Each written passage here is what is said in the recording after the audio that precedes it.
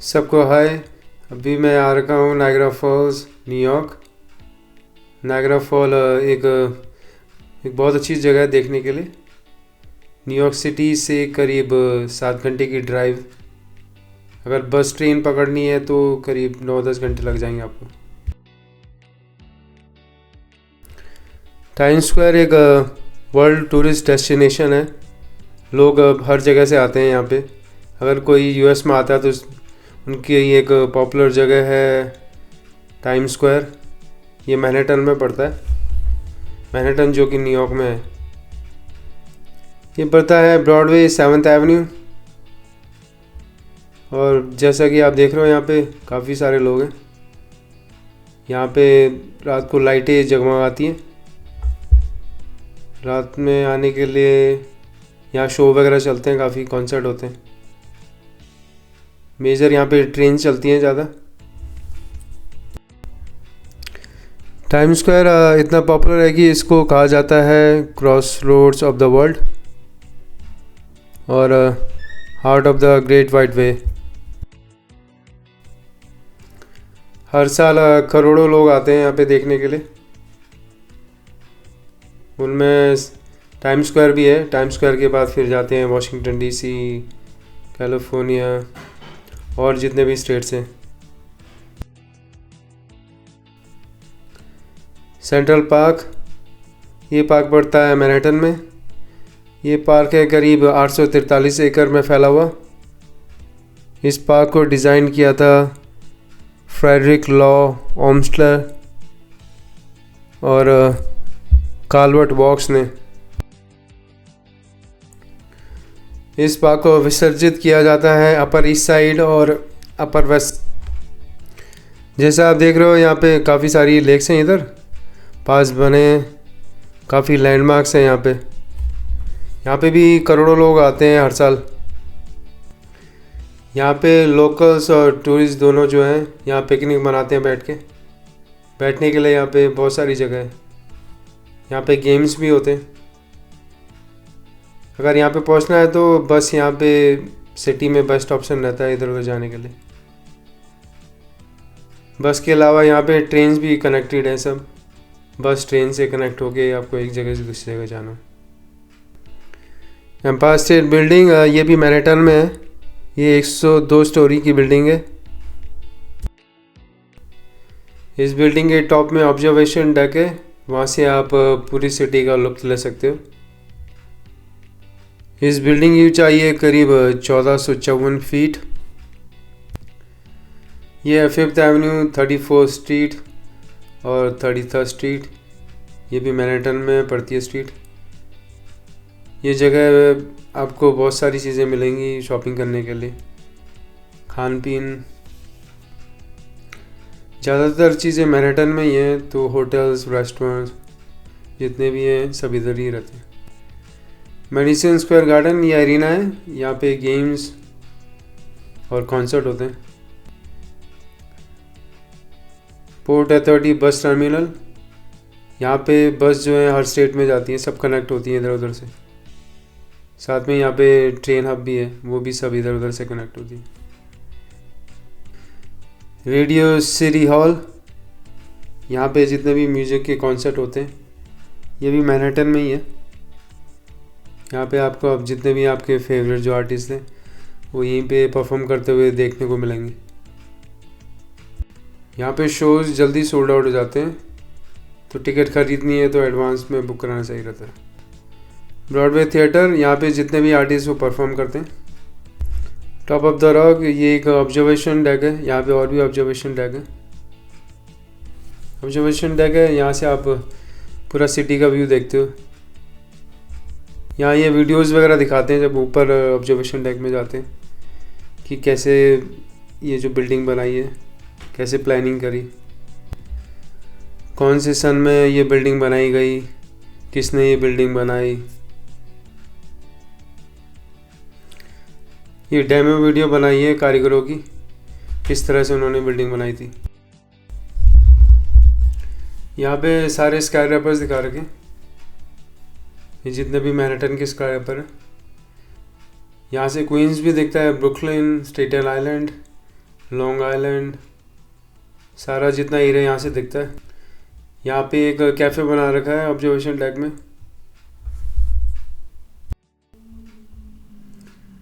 Photographers की एक पसंदीदा जगह है। यहाँ पे ये टूरिस्ट आ रखे हैं, टूरिस्ट लोकल्स। यहाँ कैफ़े है, कैफ़े के बाद सीटिंग है। कुछ ऑर्डर करके यहाँ पे ऑर्डर्स लेके यहाँ पे सर्व कर देते हैं। चारों तरफ यहाँ पे बिल्डिंग ही बिल्डिंग नज़र आएंगी, छोटी से लेके बड़ी बिल्डिंग्स। आर्किटेक्टर के थ्रू ये सब बिल्डिंग बनाई गई हैं। जितनी भी मॉडर्न बिल्डिंग है कहीं भी कोई सी भी कंट्री में, सब इधर देखने को मिलेंगी। आजकल जितनी भी स्काईरेपर बिल्डिंग्स होती हैं सब एक जैसी दिखती हैं। ये बिल्डिंग्स काफ़ी सोच समझ के और प्लानिंग से बनाई जाती हैं।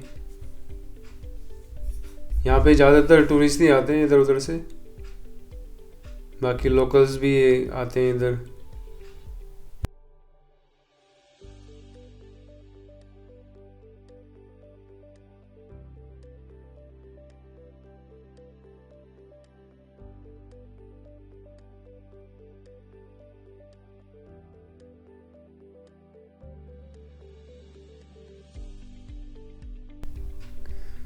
वेस्ट विलेज ये जाना जाता है यहाँ के trendy bars, restaurant, night life, इन चीज़ों के लिए। अगर आप 1-2 दिन के लिए आए हो तो यहाँ पे 1-2 दिन अच्छे से स्पेंड हो जाएंगे। होटल्स हैं यहाँ पे काफ़ी सारे, रेस्टोरेंट मिल जाएंगे सब कुजीन के। और ये हिस्सा है वो भी मैनहट्टन में ही पड़ता है। यहाँ पे ये पार्क बना रखा है एक, ये हिस्सा पड़ता है ग्रीनिच विलेज में। ये वेस्ट विलेज के साथ में ही यहाँ पे। इस पार्क का नाम है वॉशिंगटन स्क्वायर पार्क। यह है ईस्ट विलेज, ये भी मैनहट्टन में ही पड़ता है। यहाँ पे music venues, performance spaces, vintage boutique shops, tattoo parlour, Chelsea market. खाने के लिए जगह जानी जाती है। यहाँ पे शॉपिंग भी कर सकते हैं आप, स्पाइसेस, ग्रॉसरीज। दिन बताने के लिए अच्छी जगह, 3-4 घंटे आप या 5-6 घंटे आप यहाँ आराम से बिता सकते हैं। ये एरिया पड़ता है 9th एवेन्यू और 10th एवेन्यू के बीच में, 15 और 16 स्ट्रीट के आसपास में। जैसे आप देख रहे हो ये बिज़ी एरिया है। यहाँ पे ज़्यादातर रेस्टोरेंट्स और शॉप्स बिज़ी रहती हैं। ये अभी दोपहर का टाइम है, दोपहर से लेके रात तक यहाँ पे कोई से भी दिन हो लोग आते जाते रहते हैं।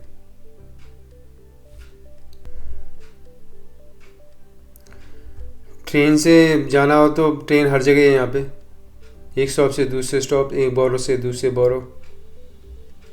यहाँ पे जो ट्रेन से वो कनेक्ट होती हैं। मेट्रोपॉलिटन म्यूज़ियम अपार्ट, यहाँ पे देखने को मिलेंगी 5000 साल से भी पुराने आर्ट्स की दृश्याँ। ये एरिया पड़ता है 83rd स्ट्रीट, 5th एवेन्यू की तरफ।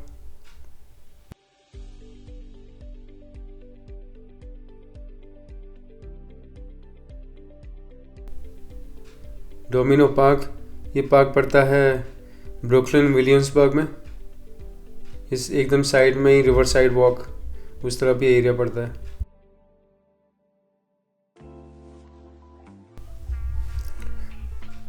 रॉकफेलर पार्क, ये पार्क में आपको लॉन गार्डन, यहाँ वॉक करने के लिए, बैठने के लिए एक रिलैक्सिंग सिनारियो बन जाते हैं यहाँ पे। कनाल स्ट्रीट, ये भी पड़ता है मैनहट्टन में। ये एरिया जाना जाता है बार्गेनिंग गुड्स के लिए। यहाँ आप बार्गेन कर सकते हो कोई सी भी चीज़ के लिए। यहाँ पे आपको शॉपिंग के लिए कोई सी भी चीज़ कुछ भी यहाँ पे मिल जाता है। इस एरिया को चाइना टाउन भी बोलते हैं।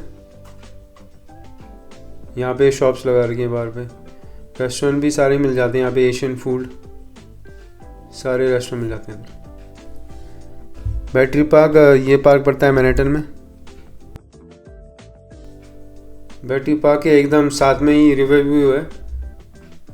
यहाँ से जितने भी ये क्रूजेस जाते हैं स्टैचू ऑफ लिबर्टी के लिए एलिस आइलैंड जो कि इमिग्रेशन का म्यूज़ियम है। इसके अलावा यहाँ पे फेरीज जाती हैं, सारी फेरीज जो जाती हैं वो स्टेटन आइलैंड्स के लिए जाती हैं, आसपास जितने भी आइलैंड्स हैं वहाँ पे जाती है। यहाँ पे वॉकिंग पाथ है, जॉगिंग, रनिंग, इन चीज़ों के लिए। यहाँ पे क्रूजेस जाते हैं, जैसे लंच क्रूज हो गया, डिनर क्रूजेस, बफे भी होते हैं, पार्टी क्रूजेस भी होते हैं जिनमें डीजेस भी लगे रहते हैं। कुछ पैसे देके यहाँ पे टिकटें बुक हो जाती हैं। यहाँ पे वाटर एक्टिविटीज़ भी होती है, आपको बोट रेंट पे करनी है।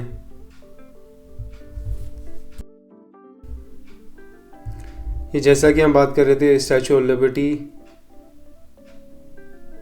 यहाँ के लिए फेरीज जाती हैं।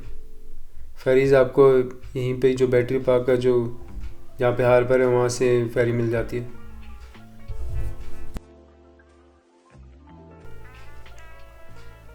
यहाँ पे अगर स्टैचू के ऊपर भी जाना है एकदम टॉप पे तो वहाँ पे भी जाने देते हैं। शाम के टाइम पे उधर जाना बंद कर देते हैं। ये Ellis Island Statue of Liberty के थोड़ा दूर में ही। ये आइलैंड बताता है इमिग्रेशन म्यूज़ियम के बारे में। सारी हिस्ट्री पता चल जाएगी यहाँ पे अगर इमिग्रेशन के बारे में जानकारी लेनी है तो।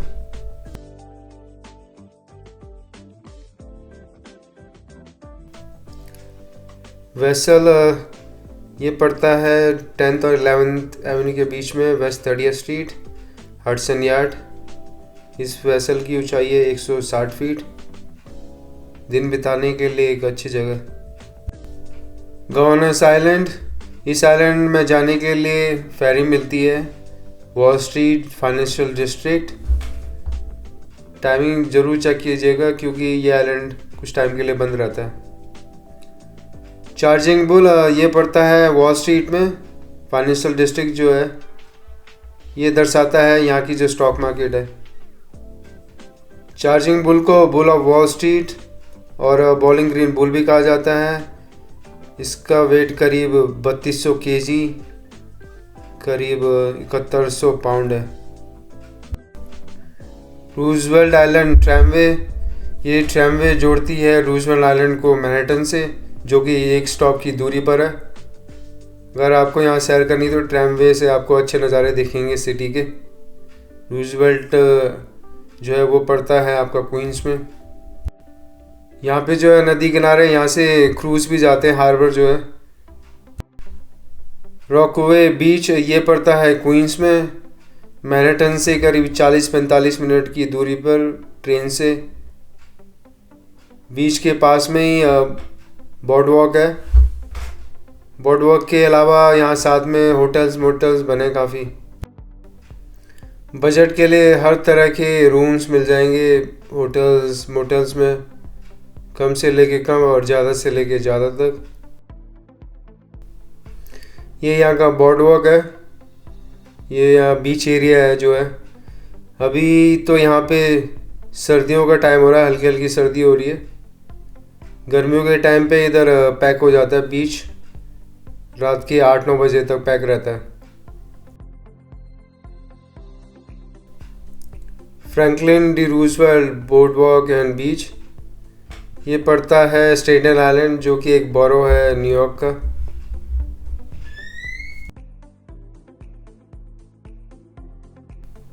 ये कुछ फोटोज़ लगा रखी हैं बीच के साइड में।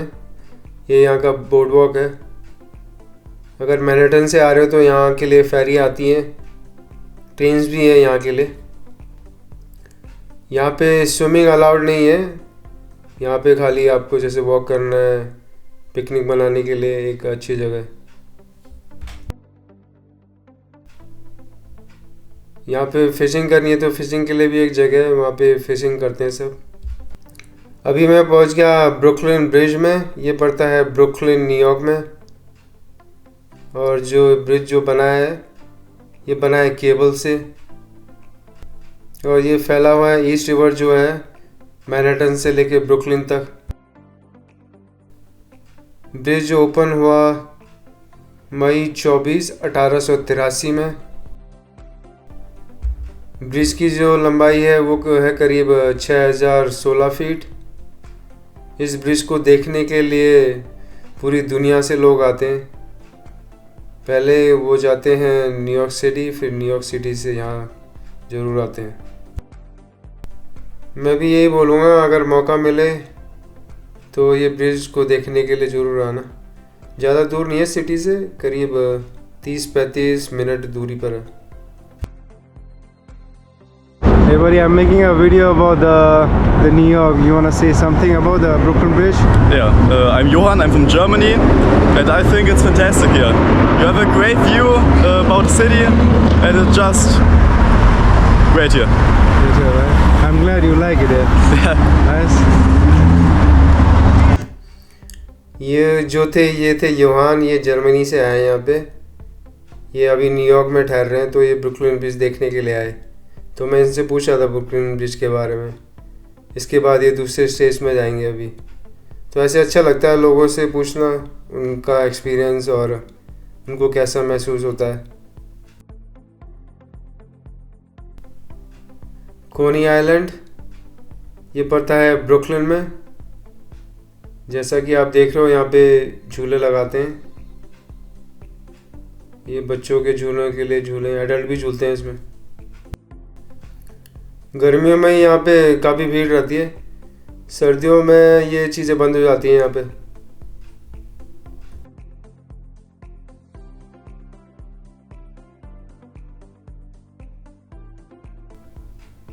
ये कोनी आइलैंड का बीच बोर्ड वॉक है। यहाँ घूमने के लिए, सैर करने के लिए एक बहुत अच्छी जगह। यहाँ पे खाने के लिए काफ़ी सारे रेस्टोरेंट्स, बार भी हैं इधर। यहाँ पे साथ में ही बीच भी है। अभी तो खैर सर्दियाँ हैं यहाँ पे, तो कोई अभी नहाता नहीं है। पर एक चीज़ है कि 1 तारीख को हर साल यहाँ पे पोलर बियर प्लंज मनाया जाता है। उसमें क्या करते हैं, एकदम ठंडे पानी में सब कूदी मारते हैं।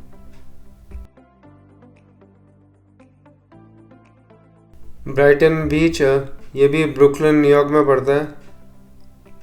यहाँ पे मेजॉरिटी आपको मिलेंगे रशियंस, ईस्टर्न यूरोपियन डिसेंट के लोग।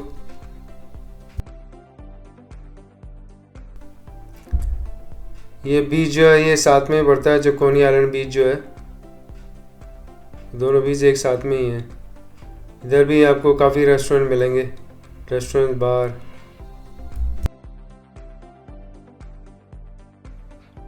कूपर्स बीच ये पड़ता है लॉन्ग आइलैंड क्वींस में। ये उन बीचों में से एक है। रॉजर्स बीच ये पड़ता है वेस्ट हैम्पटन में, जो कि लॉन्ग आइलैंड क्वींस में। Hey guys, you want to say something about West Hampton? No, I love the beach, Cupsog Beach. It's very clean. A lot of people there. You can hang out with a lot of friends. It's pretty clean. The restaurant in town in West Hampton, come see Michael Gold at Margarita Grill. I love the scenery here. The outdoors is very green and vibrant. It's awesome. ये locals यहाँ के रहने वाले थे, waste Hampton, जो कि long Island Queens में पड़ता है। तो इनसे पूछा था मैं कि आप अपने जो जगह है यहाँ पे उसके बारे में बताओ, तो वो बता रहे थे यहाँ पे वेस्ट हैम्पटन बीच। ये बीच जो लॉन्ग आइलैंड क्वींस में पड़ता है। एक साफ बीच है वेस्ट हैम्पटन में। जितने भी बीच है, ईस्ट हैम्पटन में भी बीच एकदम क्लीन है यहाँ पे।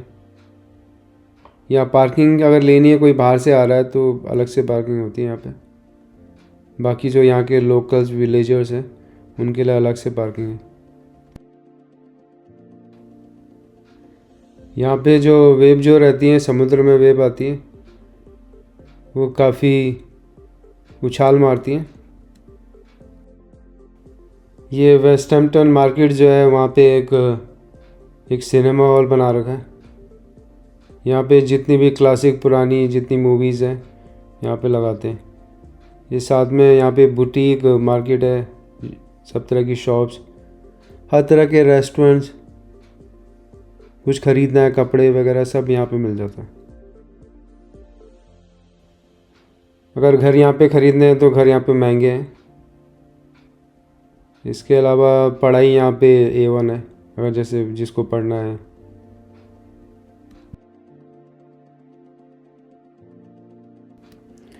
ये ईस्ट हैम्पटन है, ये सामने एकदम वेस्ट हैम्पटन के पड़ता है, लॉन्ग आइलैंड क्वींस में।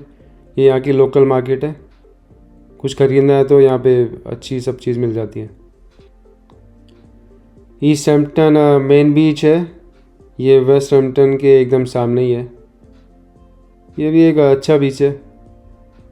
यहाँ पे वो आते हैं जो थोड़ी पास में रहते हैं यहाँ ईस्ट हैम्पटन के, यहाँ पे भी पानी साफ रहता है। अब ये है डिश प्लेन्स बीच, ये भी लॉन्ग आइलैंड क्वींस में पड़ता है, पर ये थोड़ी आगे की तरफ जाते हैं तो वहाँ पे ये एरिया पड़ता है। मेन ये है कि यहाँ पे रिजॉर्ट होटल्स है पीछे की तरफ में।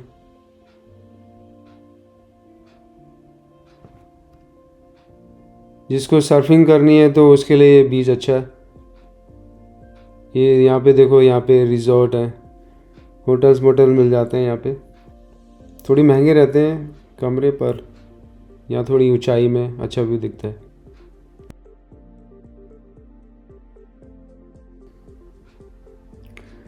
Montauk Point Lighthouse Museum, ये lighthouse Long Island Queens में पड़ता है।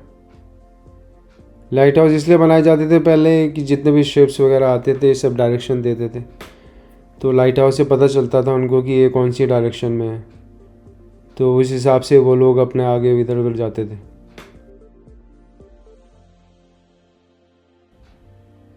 अभी लाइट हाउस जो है म्यूजियम के पर्पज़ से यूज़ होते हैं। हैरिमन स्टेट पार्क, ये पार्क पड़ता है अपस्टेट न्यूयॉर्क में। ये पार्क फैला हुआ है करीब 48,556 एकड़ में। इसके अलावा यहाँ पे हैं करीब 31 लेक्स। हाइकिंग के लिए काफ़ी सारी जगह हैं, ट्रेल करनी है तो ट्रेल के लिए भी है यहाँ पे। यहाँ झरने बहुत सारे हैं, ये झरना ऊपर से आ रहा है। आप सीधा आगे की तरफ जाओगे तो वहाँ पे हाइकिंग होती है। लेक वेल्स बीच, ये भी हैरिमन स्टेट पार्क में ही है। यहाँ पे नहा नहीं सकते, लेकिन यहाँ पे पिकनिक वगैरह जो भी है पिकनिक कर सकते हैं। बेयर माउंटेन हाइक्स, ये पड़ती है जो बेयर माउंटेन स्टेट पार्क है वहाँ पे। ये ऊंचाई का भी नज़ारा है। यहाँ मैप में बता रहे हैं कि कहाँ कहाँ से हाइकिंग करनी है, ट्रायल करनी है। तो ये ऊपर से देखो तो सब एकदम अच्छा सा नज़ारा आता है यहाँ पे। जितने भी क्रिएटर्स हैं, फोटोग्राफर्स हैं, उनके लिए एक अच्छी जगह फ़ोटो खींचने के लिए। बेयर माउंटेन स्टेट पार्क, ये पार्क भी पड़ता है अपस्टेट न्यूयॉर्क में। इस पार्क में आपको मिलेंगे कई सारे प्लेग्राउंड, पिकनिक मनाने के लिए अच्छी जगह है, लेक, रिवर्स, यहाँ पे फिशिंग एरिया भी है, स्विमिंग पूल, म्यूजियम्स, हाइकिंग, जू सब है यहाँ पे। कॉर्निंग म्यूजियम ऑफ ग्लास, ये भी पड़ता है अपस्टेट न्यूयॉर्क में। यहाँ पे आपको कलेक्शन मिलेगा 50,000 से ज़्यादा ग्लासेस ऑब्जेक्ट का। उनमें से कुछ हैं 3500 साल पुरानी। इसकी स्थापना हुई थी 1951 में। ये प्रदर्शित करता है आर्ट, हिस्ट्री और साइंस ऑफ ग्लास को। यहाँ पे बनाना है तो आप एक अपना भी ग्लास बना सकते हैं यहाँ पे, उसको भी घर पे लेके जा सकते हैं। Buttermilk Falls State Park, ये भी अपस्टेट न्यूयॉर्क की तरफ है। काफ़ी चीज़ें करने को हैं यहाँ पे, जैसे कि कैंप लगाना, lodgings, fishing, grills, hiking, hunting भी की जाती है यहाँ पे। प्लेग्राउंड है यहाँ पे, स्विमिंग बीच भी है, वाटरफॉल्स है कई सारे। ज़्यादातर जो है यहाँ पे कैंपिंग के लिए आते हैं। कैंप लगा के वहाँ पे हर चीज़ रहती है। ग्रिल करना तो ग्रिल भी कर सकते हैं वहाँ पे। कुछ चार्जेस लेते हैं उसका कैंपिंग का। यहाँ पे एक स्विमिंग पूल भी बना रखा है, यहाँ स्विमिंग कर सकते हैं। ऊपर इधर जाने के लिए भी है, इधर वॉक करके ऊपर से देखो तो झरने यहाँ से आते हैं। यहाँ पार्क बना रखा है पिकनिक के लिए। यहाँ पे हाइक करने के लिए भी एक जॉर्ज और रिम ट्रेल है, जो कि करीब 2 माइल्स है। ये रास्ते में रॉचेस्टर अपस्टेट न्यूयॉर्क का नज़ारा। इरोक्वेस नेशनल वाइल्ड लाइफ रिफ्यूज, ये पड़ता है आपका वेस्टर्न न्यूयॉर्क में, बफलो एंड रॉचेस्टर के बीच में। यहाँ पे वाइल्ड लाइफ रेफ्यूज बना रखे हैं स्पेशली बर्ड्स के लिए।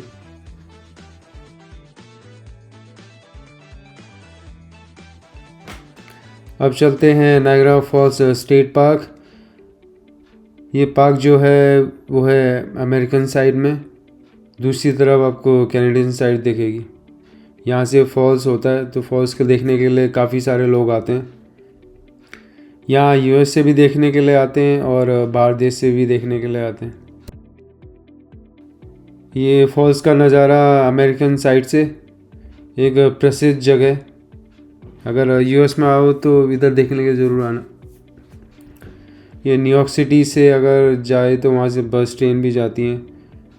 टैक्सी करानी है या खुद ड्राइव करके जाना है तो 8-9 घंटे में पहुँच जाते हैं न्यूयॉर्क सिटी से नायग्रा फॉल्स, जो कि बफलो न्यूयॉर्क में पड़ता है। ये रिवर जो देख रहे हो आप नीचे की तरफ, ये है नायग्रा रिवर। इसमें बोटिंग भी होती है, जिसको कहते हैं कि मिस्ट। वो आपको डीप पानी में ले जाती है और पानी की सैर कराती है। यहाँ से कुछ टिकट लगता है उसका, पर अच्छा है उधर बोटिंग करना। यहाँ नायग्रा फॉल्स जाने के लिए सबसे अच्छा टाइम है मार्च से लेके नवंबर तक, जब सर्दी नहीं पड़ती। सर्दियों के टाइम पे यहाँ पे लेक जो है वो बर्फ़ बन जाती है। और नवंबर दिसंबर से लेके फरवरी तक यहाँ पे बहुत सर्दी पड़ती है, बर्फ़ भी पड़ती है। बर्फ़ के टाइम पे भी यहाँ पे काफ़ी लोग आते हैं जिनको सर्दियाँ बहुत अच्छी लगती हैं, तो वो उस टाइम पे भी आते हैं यहाँ पे। होटल्स तब भी यहाँ पे बुक रहते हैं, होटल्स मोटल्स। सामने कनाडा टोरंटो दिख रहा है यहाँ से। अगर आपके पास वीज़ा है कनाडा को तो यहाँ से एक ब्रिज है, आप ब्रिज क्रॉस करके भी जा सकते हैं वीज़ा दिखा के। बफलो आर्ट म्यूज़ियम, ये म्यूज़ियम है बफलो न्यूयॉर्क में। ये पाया गया था 1862 में। अगर आप आर्ट्स और एग्जीबिशन के दीवाने हैं तो ये म्यूज़ियम आपको बहुत पसंद आएगा।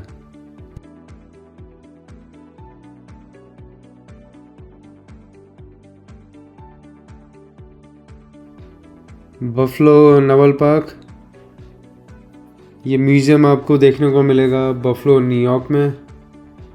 यहाँ पे आप देख रहे हो जितने भी फाइटर जेट, सबमरीन, हेलीकॉप्टर, जितने भी मिलिट्री इक्विपमेंट्स हैं, सबका दृश्य यहाँ देखने को मिलेगा। डिस्ट्रॉयर से लेके जितने भी यहाँ पे मिलिट्री इक्विपमेंट है, सब यहाँ देखने को मिल जाएंगे।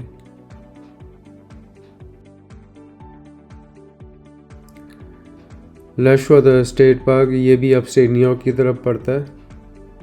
इस पार्क को बेस्ट स्टेट पार्क दिया गया है 2025 में USA टुडे की तरफ से।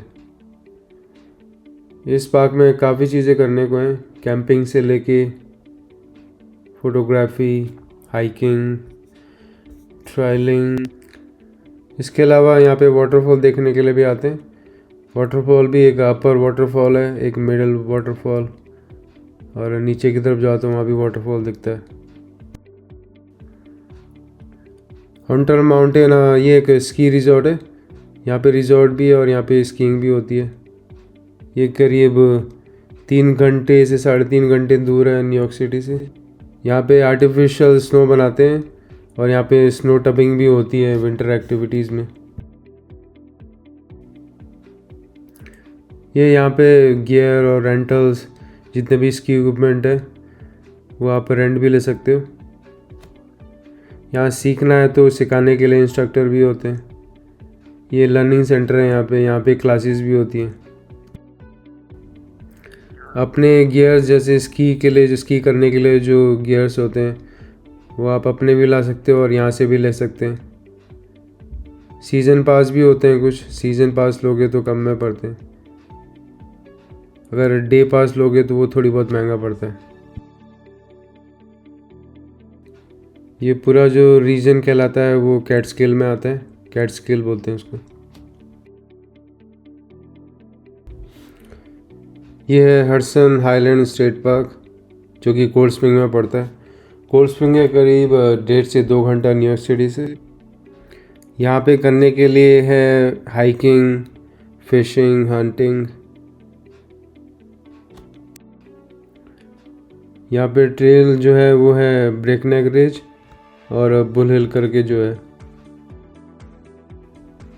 होवीज कैवन ये पड़ता है अपस्टेट न्यूयॉर्क में, न्यूयॉर्क सिटी से करीब 3 घंटा। अगर आपको नायग्रा फॉल्स जाना है तो होवीज कैवन रास्ते में ही पड़ता है, तो रास्ते में होते हुए नायग्रा फॉल्स जा सकते हैं यहाँ से। ये केव है वो खोजी गई 1842 में। एक जना था लेस्टर होवी, उसने ये केव खोजी यहाँ पे जब वो अपने यहाँ जानवर को चराने के लिए आ रहा था। उसी के नाम से इस केव का नाम पड़ गया होवीज केव। लाखों लोग देखने के लिए आते हैं ये केव को हर साल, और ये जो है सेकंड मोस्ट विजिटेड साइट है नॉर्थ ईस्ट यूएस में, तो इससे आप जान सकते हैं कितनी ये जगह पॉपुलर है।